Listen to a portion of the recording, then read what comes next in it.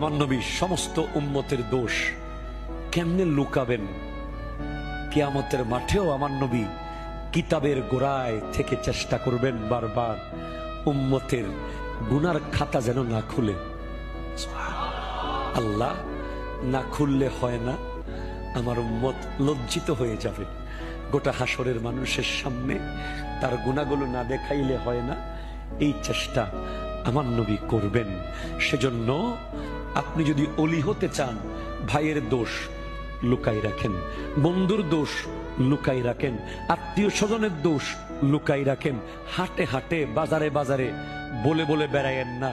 মোবাইলের দোষ বলা বন্ধ করে দেন, মেসেঞ্জারের দোষ বলা বন্ধ করে দেন, মানে গীবত করা বন্ধ করেন। যার দোষ তাকে গিয়ে বলেন, সাদাকার সওয়াব পাবেন। কিসের সওয়াব? আর জোরে, কিসের সওয়াব? সাদাকা। একটা মানুষের দোষ একমাত্র তাকে গিয়ে যদি বলতে পারেন, দুনিয়াকে না জানিয়ে, আপনি একটা সাদাকার সওয়াব পাবেন। যে সাদাকার ওজন হলো পাহাড়ের চেয়ে বেশি ওজনদার, এভারেস্ট পাহাড়ের চেয়ে ওজনদার, ওই আলু টিলার চেয়ে ওজনদার, পৃথিবীর সব পাহাড়ের চেয়ে আরো বেশি ওজন হলো সাদাকার ওজন।